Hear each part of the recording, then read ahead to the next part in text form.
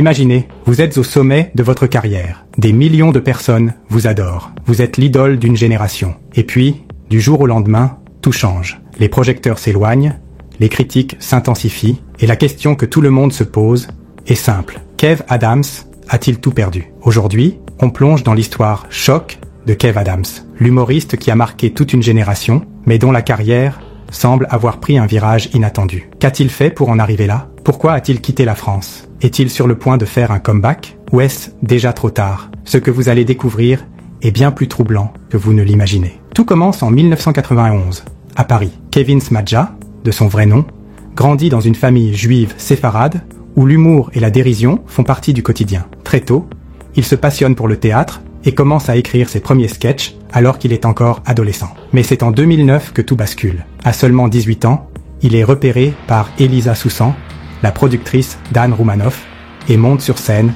lors du Festival du Rire de Montreux. Le public est conquis. Son humour, frais et spontané, séduit immédiatement. Puis vient 2011. Kev décroche le rôle de sa vie.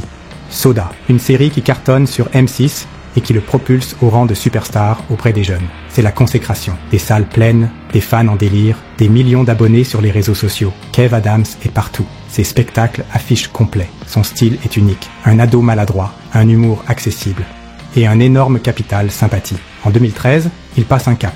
Il se lance dans le cinéma. Il enchaîne les rôles dans des films populaires comme Les Profs 2, Fiston avec Franck Dubosc, des comédies qui cartonnent au box-office. Il enchaîne aussi les collaborations prestigieuses, partageant la scène avec Gad Elmaleh en 2016, dans le spectacle Tout est possible, qui remplit les plus grandes salles de France. Mais au moment où il semble intouchable, les premiers nuages apparaissent. Les critiques commencent à se faire entendre. On lui reproche d'être trop enfantin, trop formaté. Certains humoristes, comme Jamel Debbouze, ironisent sur son succès, et d'autres, plus virulents, n'hésitent pas à dire qu'il manque de profondeur. En 2017, il tente de se renouveler avec Tout là-haut, un film où il s'éloigne du registre comique. Mais c'est un échec cuisant. Le film ne trouve pas son public. Puis vient la polémique avec l'Académie des Césars. Kev Adams, agacé d'être ignoré par le monde du cinéma sérieux, critique ouvertement l'institution. Sa déclaration fait polémique. Certains le soutiennent, d'autres y voient un caprice de star. Mais le pire est encore à venir. En 2018,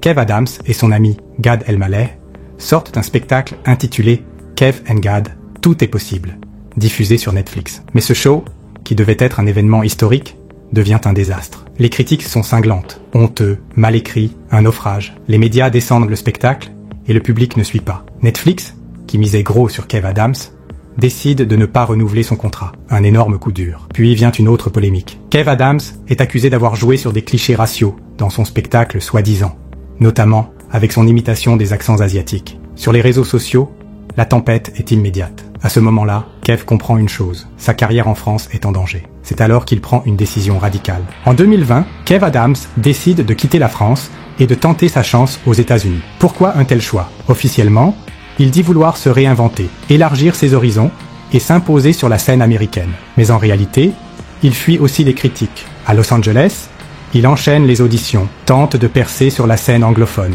Mais le succès n'est pas au rendez-vous. Il travaille dans l'ombre, loin des projecteurs, et commence à se faire oublier en France. Mais c'est là que tout bascule une nouvelle fois. En 2023, après 3 ans de silence, Kev Adams annonce son retour en France avec un nouveau projet totalement inattendu. Un restaurant à thème autour du street food, baptisé Madam's, qui ouvre à Paris. Beaucoup s'interrogent. Kev Adams abandonne-t-il l'humour? Son retour sur scène est incertain, mais il promet une grande surprise pour 2024. Alors, est-ce un comeback réussi ou une tentative désespérée? L'histoire de Kev Adams est celle d'une ascension fulgurante, d'un succès inégalé, mais aussi d'un combat constant contre les critiques et les doutes. Aujourd'hui, son avenir est incertain. Va-t-il réussir son retour en France? Ou restera-t-il une star du passé? À vous de juger. Dites-moi en commentaire, pensez-vous que Kev Adams peut encore briller comme avant? Et surtout, abonnez-vous pour découvrir d'autres histoires fascinantes.